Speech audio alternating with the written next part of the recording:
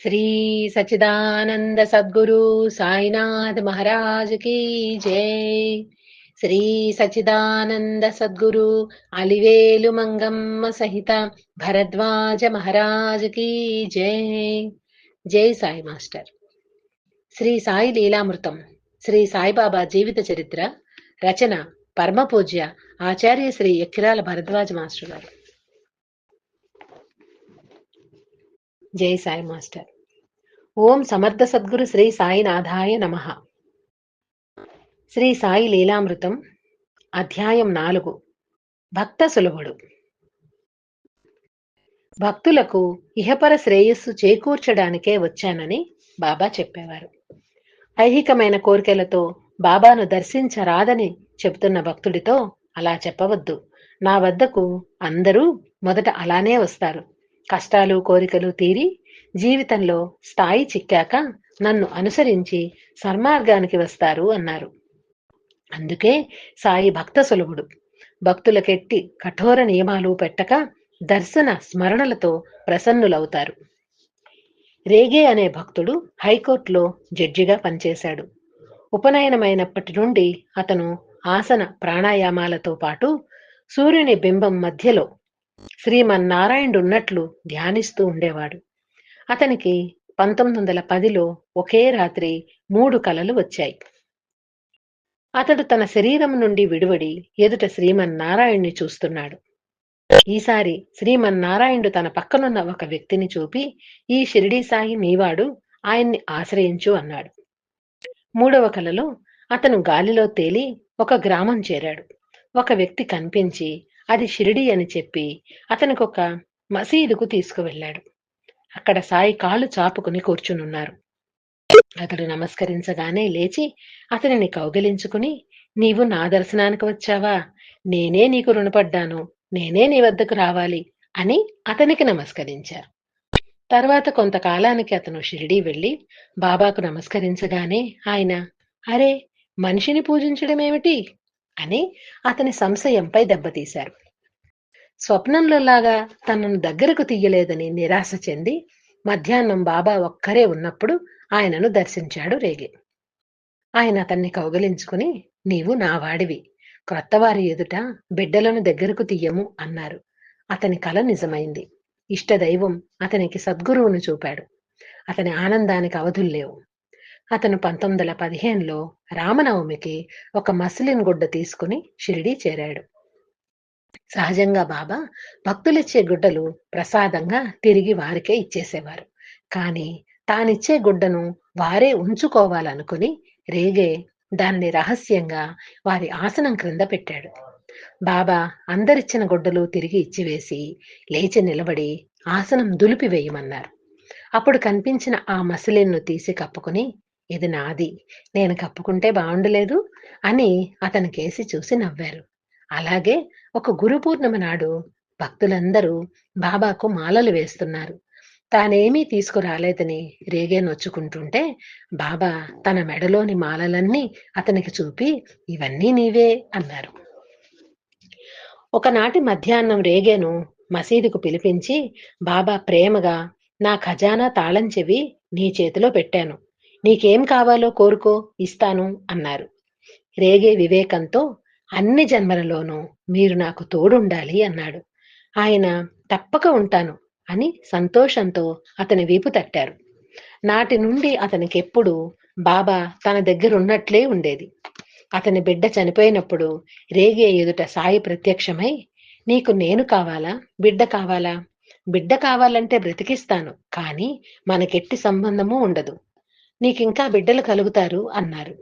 మాకు మీరే కావాలి అన్నాడు రేగే. అయితే దుఃఖించకు అని బాబా అదృశ్యమయ్యారు.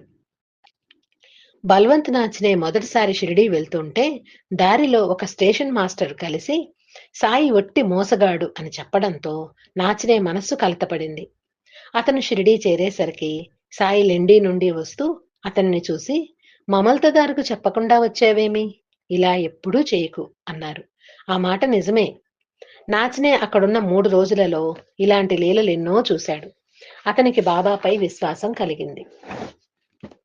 అతను 1915లో షిరిడీ వెళ్తుంటే సామంత్ అనే వ్యక్తి సాయికి ఇవ్వమని ఒక కొబ్బరికాయ 2 అణాలు ఇచ్చాడు. నాచనే కొబ్బరికాయ సాయికి సమర్పించాడు గాని దక్షిణ ఇవ్వడం మరిచాడు. అతను తిరిగి వెళ్ళేటప్పుడు సాయి, మంచిది వెళ్ళిరా, కాని ఆ పేద బ్రాహ్మణుడిచ్చిన 2 అణాలు ఇవ్వవేమి? ఒప్పుకున్న పని సరిగా చెయ్యి, లేకుంటే ఒప్పుకోకు అన్నారు. అతడవి తెచ్చి సమర్పించాడు.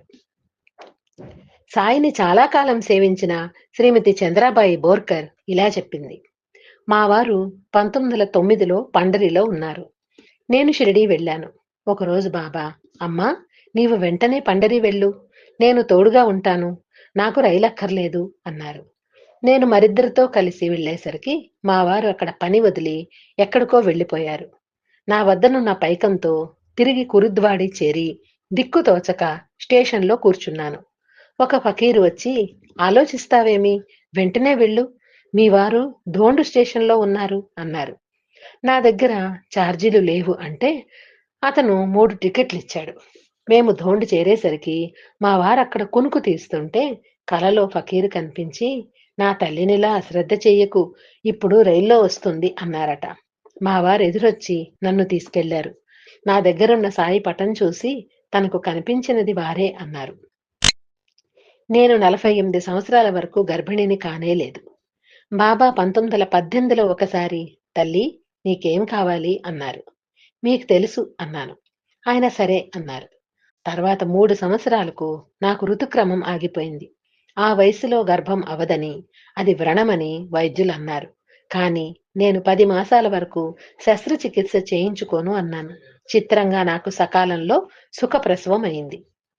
అలానే మరొకసారి కలలో బాబా, నీ రాముని తీసుకుపోతాను, నీవు ధైర్యంగా నీ విధి నిర్వర్తించు అన్నారు.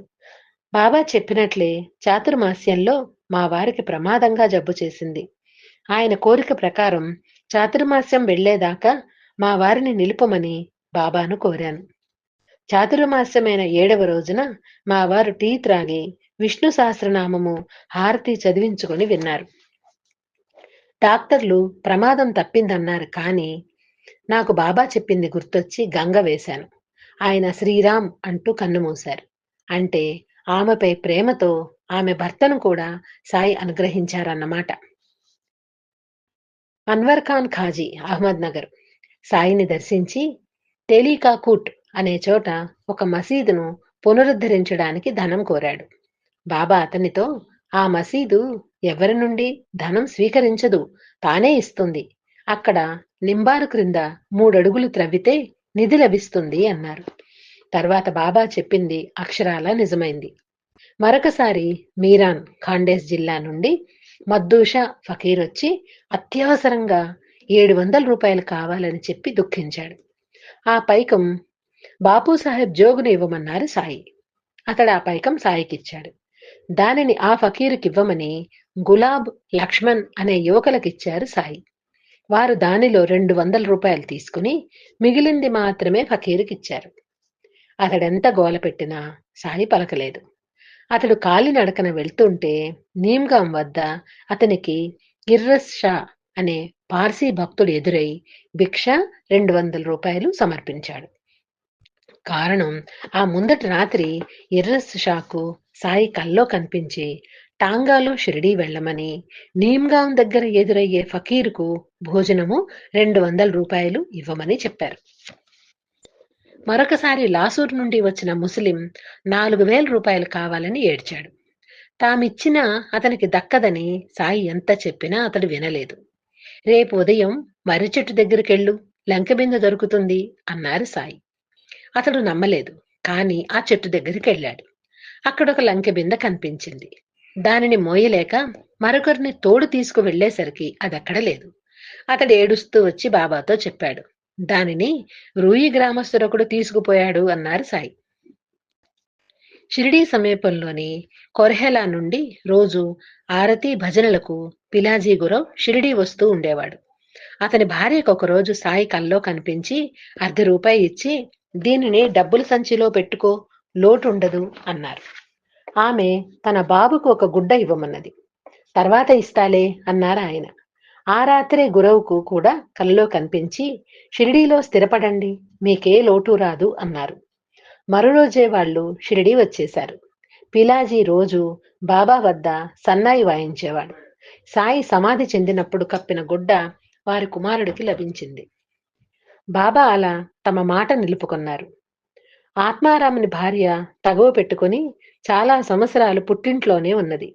అతడు 1913లో తన తమ్ముడు బివి వైద్య చెబితే బాబాను దర్శించి ఊది ప్రసాదము తన భార్యకు పంపాడు.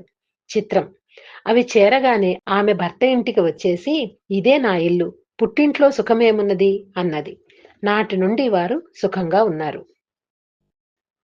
హరిబాబు ఫన్సే ఒక కలరా రోగికి బాబా ఊది ఇస్తే ఆ వ్యాధి తగ్గడంతో రోగులెందరో వచ్చి అతని వద్దనున్న ఊది అంతా తీసుకుపోయారు. ఇంకేమి చెయ్యాలా అని అతడు కంగారు పడుతుంటే నాటితో ఊళ్ళోనే ఆ వ్యాధి లేకుండా పోయింది. తర్వాత ఫన్సే పక్క గ్రామంలో ఒక మిత్రుడి వద్దకు వెళ్ళాడు. ఆ మిత్రుని తమ్ముడికి ఎంతో ప్రమాదంగా జబ్బు చేసి ఏమి చేసినా తగ్గడం లేదు. అతని స్నేహితుడు సాయి మహాత్ముడైతే నీ ద్వారా నా తమ్ముణ్ణి కాపాడాలి అన్నాడు. రోగి పరిస్థితి ప్రమాదంగా ఉండడం వల్ల ఫన్సే తప్పించుకో చూశాడు. కానీ వీలు పడలేదు. నాటి రాత్రి ఆ రోగియే శ్రీ సాయి పూజకు అన్ని ఏర్పాట్లు చేసి పూజంతా శ్రద్ధగా చూస్తూ కూర్చున్నాడు. ఎలాగైనా తప్పించుకోవాలని ఫన్సే ఎంతో ఎక్కువ ఫీజు అడిగినా వాళ్ళు అంగీకరించారు. నాటి రాత్రి కలలో సాయి కనిపించి ఫన్సేకు మందు తెలిపారు. దానితో ఆ వ్యాధి తగ్గిపోయింది. బాబాను నమ్మిన వారికి తప్పక న్యాయం చేకూరుతుంది. గుహడ అనే ఊళ్ళో ఒక బ్రాహ్మణుడికి ఒక చిన్న నేరానికి మరణశిక్ష విధించారు. అతని మిత్రుడైన ముస్లిం షిరిడీ వెళ్లి సాయికి చెప్పుకుంటే ఆయన భగవంతుడు 4 రోజుల్లో కరుణిస్తాడు అన్నారు. అతడు అప్పీల్ చేసుకుంటే సరిగా 4వ రోజుకల్లా శిక్ష రద్దయింది. అలానే ఒకప్పుడు బాంద్రాలోని కుదువ వ్యాపారులు కొందరు వ్యాపారంలో అక్రమాలు చేశారు. కానీ వారితో పాటు అదం దళాలికి కూడా నిష్కారణంగా శిక్ష పడేలా ఉంది. అతను ఒక భక్తుని ఇంట బాబా పటానికి మోకరిల్లి నేను నిర్దోషిని, నన్ను రక్షించు అని ప్రార్థించాడు. అందరిలో అతనికొక్కడికే శిక్ష తప్పి పరువు నిలిచింది. అతను సంతోషంగా టీ త్రాగడానికి వెళ్తుంటే కూడా ఒక ఫకీర్ వచ్చారు. కానీ హోటల్ వద్ద ఆదం వెనుకకు తిరిగి చూసేసరికి ఆ ఫకీర్ కనిపించలేదు. కాకాసాహెబ్ దీక్షిత్ 1910లో షిరిడీలోని కొంత భూమి బేరం చేశాడు. ఆసామి లక్ష్మణ్ భట్ దాని వెల 200 రూపాయలు చెప్తే దీక్షిత్ 150 రూపాయలకు అడిగాడు. బేరం ఎంతకూ తెగలేదు.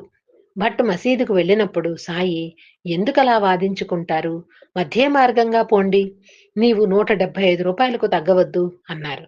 కానీ అతను ఆ విషయం దీక్షిత్కు చెప్పలేదు. చివరకు 150 రూపాయలకు కొనుగోలు జరిగింది. కానీ లక్ష్మణ్ ఇంటికి వచ్చి డబ్బు లెక్క పెట్టుకుంటే 175 రూపాయలు ఉన్నది. తూర్బేగాంలో శాంతాబాయికి వేలు మీద ఎముక కుళ్ళి చీము కారుతూ ఉండేది. ఆమెకు ఒకరోజు కలలో బాబా కనిపించి దేకామాలి ఆకు పసరు పూసుకోమన్నారు. అలా చేస్తే ఆ పుండు త్వరలో తగ్గిపోయింది. ఆ విషయం ఆమె సెప్టెంబర్ 1918లో బాబాకు జాబు రాసింది. ముల్కీ అనే గ్రామంలో వెంకట్రావు అనే భక్తుడు ఒకరోజు గుండెపోటు వచ్చి పడిపోయాడు. ఆ స్థితిలో అతనికి బాబా 2 సేవకులు దర్శనమిచ్చారు. అతడు వారిస్తున్నా వినకుండా ఆ సేవకులు అతని కాళ్లు ఒత్తారు. తరువాత వెంకట్రావు 1918లో షిరిడీ వెళ్ళినప్పుడు సాయి వద్ద ఆ సేవకులిద్దరినీ చూశాడు. అంతవరకు తన తండ్రి యొక్క భక్తి విశ్వాసాలను విమర్శిస్తూ ఉన్న వెంకట్రావు ఆస్తికుడు, సాయి భక్తుడయ్యాడు. అతనికి ఏ కష్టం వచ్చినా సాయికి వ్రాస్తే ఆ జాబు బాబాకు చేరగానే కష్టం తొలగేది. జై సాయి మాస్టర్. శ్రీ సచ్చిదానంద సద్గురు సాయినాథ మహారాజ్ కీ జై. శ్రీ సచ్చిదానంద సద్గురు అలివేలు మంగమ్మ సహిత భరద్వాజ మహారాజ్ కీ జై. జై సాయి మాస్టర్.